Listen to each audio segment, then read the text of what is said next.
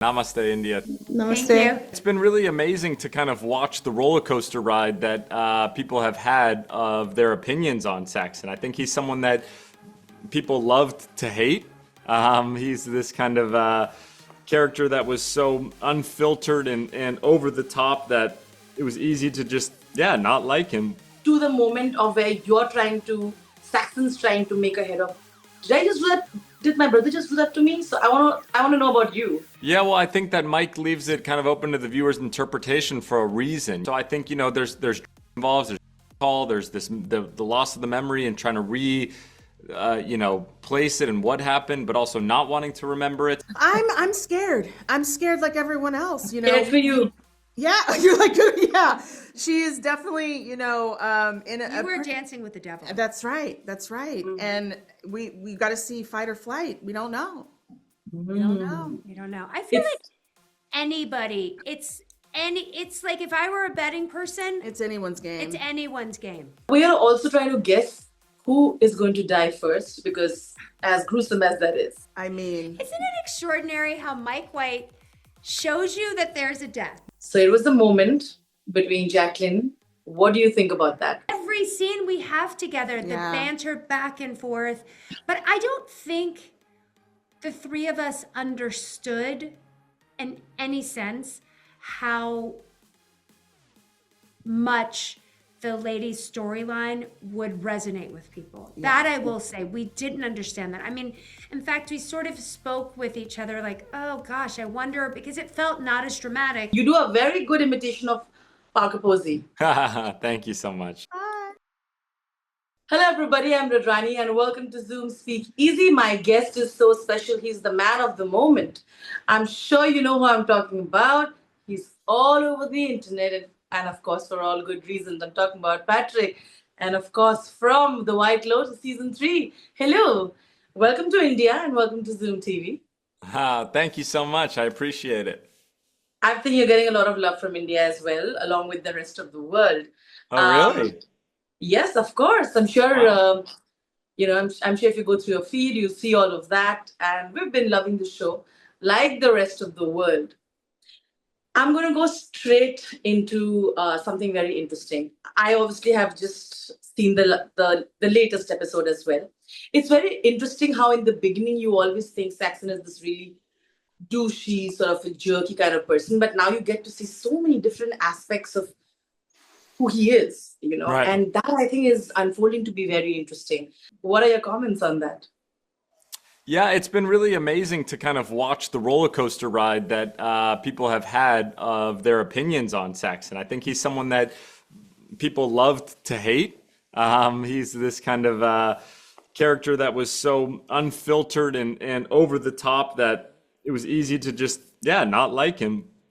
And then over the course of the series, I think that, Mike is such a great writer and such a great developer of character arcs that it kind of turned people on their heads when they started to find moments like, wow, maybe I misjudged this guy. Oh, wow, maybe he's a little bit different. Wow, he's a little bit more vulnerable and emotional than I thought. There's different layers of Saxon than I anticipated. And that's just a testament to Mike and his writing. But it's been really kind of a wild ride to see people's reactions to Saxon. And also the moment that everybody has been gaping about, right? The moment of the brothers.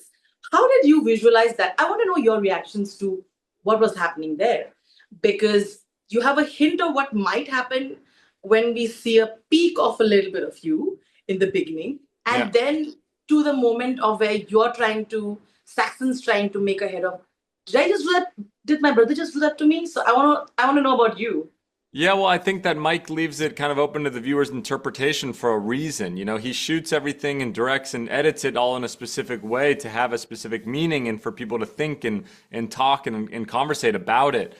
So I think, there's drugs involved, there's call, there's the loss of the memory and trying to place it and what happened, but also not wanting to remember it. So it's like this balancing act of making it very kind of blurred lines and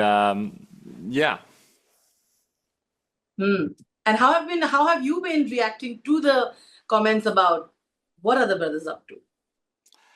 You know what? It's been fun for me to just watch how much people are talking about it. It's just been it's been awesome to see how like present it is in culture and how much of a stir it's caused and the controversy and all of that. It's been I think great. Was it among the scenes where you were also apprehensive about your family or your fiance? Be like, it'd be interesting to see what they think about it. No, I wasn't because, in the end of the day, we're playing a character. I mean, Sure. that's what I do for a living and for a job is playing these and portraying these different types of characters. And, obviously some have crazier things than others, but they also understand it's the White Lotus and that it's Mike pushes the boundaries and so, I mean, I think they expected some crazy stuff, maybe not to this extent, but they definitely knew stuff was coming.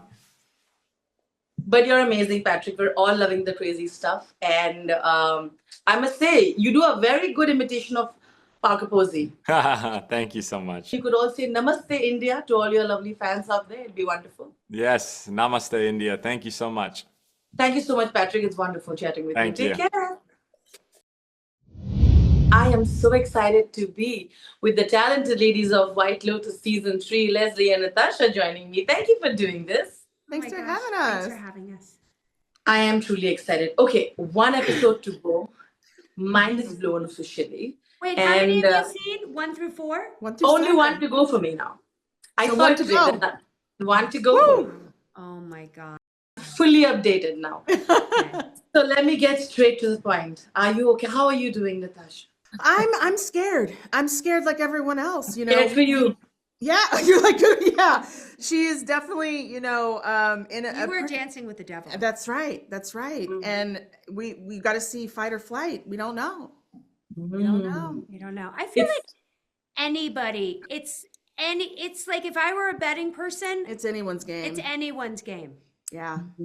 We are also trying to guess who is going to die first, because as gruesome as that is. I mean, Isn't it extraordinary how Mike White shows you that there's a death? Like There's a death. episode 1, you know what's going to happen. yeah. And sort of vaguely how it happens, where it happens. Yeah. Absolutely. And then somehow you It's an just sort of forget about it until episode 7, and you're like, oh shit. It's old school somebody's gonna mystery. die. Yeah, Yeah. it's gonna happen. So it's Yeah. I think he's so clever the way that Mike does that and sort of the conceit Yeah. of the Sprinkling show. that in Yeah. the anticipation.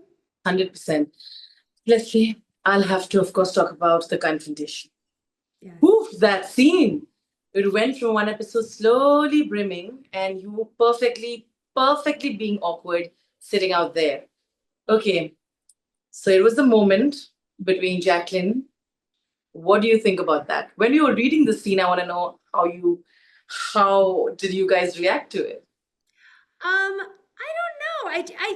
I don't think that like it's like everything Mike White, right? I can't say it. Everything that Mike White writes is so juicy and so delicious and is so actable, and like Mhm. you know that whatever scene it is, it's gonna be fun to get in there. And he's such a collaborative director, Mhm. so that when you have your at bats, when you get in the room to do any scene, he's gonna hold you so safe, and like something exciting is gonna happen. So I don't know. You just have to stay in the power of yes with him. Mhm. Yes, and then you'll be safe. Yeah. But I think it must have been so much fun doing that kind of thing with the three ladies, right? The three of you Every putting time, but together. every scene we have together, the Yeah. banter back and forth. But I don't think the three of us understood in any sense how much the lady's storyline would resonate with people. That I will say, we didn't understand that. I mean, in fact, we sort of spoke with each other like, oh gosh, I wonder, because it felt not as dramatic as like Yeah, Melinda's storyline or the family storyline or what's happening with Rick and Chelsea and Greg and Chloe and then there's Frank, and like we were just like, gosh, are we gonna be sort of like a dull thud, like meh, meh.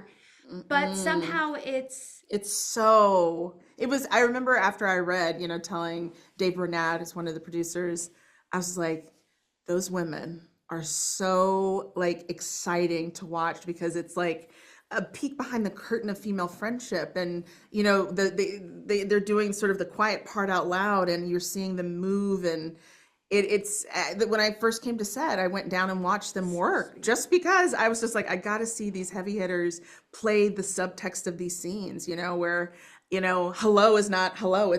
It's like there's so much going on underneath what's being said, and it takes great actors to pull out that subtext, and it's incredible. Mike said this thing when we were filming the first villa scene. When we first get there, it's like, here's to Thailand, whatever. And it's kind of a scene where we don't really say anything. And so the three of us just sort of got there, motored through the scene because we didn't really say anything that felt like it was needed to move the story along, except the very end, like here's to a week in Thailand. And then I remember Mike came out and was like, okay, everyone slow down, which is not a common thing to be told when you're shooting television. Yeah. And it was like this immediate light bulb. I was like, oh, it's about the in-between. It's about what we're not saying more than what we're saying. So once that happened, I think it exponentially changed, for me, my experience with Kate and how to portray Kate, but I also think within the three of us, it really was like our diving board with which we like dove into the Mike White pool. 100%. Just wrapping by saying that, did you have similar reactions to the world having to Sam's monologue? That's still being talked about. Yeah, it should be. It's an iconic monologue that I remember reading it, and I said to Sammy, I don't know who they're going to cast in this, but it better be a good actor, because this monologue, don't you feel like it feels like Mike is it feels like what Mike's, it's so deep. It says that quiet part out loud again. It is the thesis of the show, and it's not just what he's saying. It's how he's connecting those desires that we go and explore, the darker sides of ourselves, and how do we embrace them. And it's such a powerful monologue. And it was, when I remember reading it in the script, and I had the same thought. I was like, oh, this is a good one. This is a good one. Not often seen in television. Yeah, to give that time and space. You mentioned time. It's like, so often things are cut and truncated, and the beauty of working with Mike and doing White Lotus is, we're all actors, we're all nerdy people who say words like, the craft, and so we love doing the work, and dense text that you can sift through and really play with. It's a theatrical experience to be on set, and Sam, man, he did it. He did that. He did the damn thing. Absolutely. Unfortunately, I have to go. I was having too much fun because I am so decoding every moment of the show. And you'll go back and do it again. Watch it again. We should. We absolutely should. I hope HBO and White Lotus makes it happen. Mac makes it happen. But thank you once again. You guys are amazing in the show. And last episode, fingers crossed, I'm rooting for all of you. Thank you. Thank you. Namaste from India. Namaste. Thank you. Bye.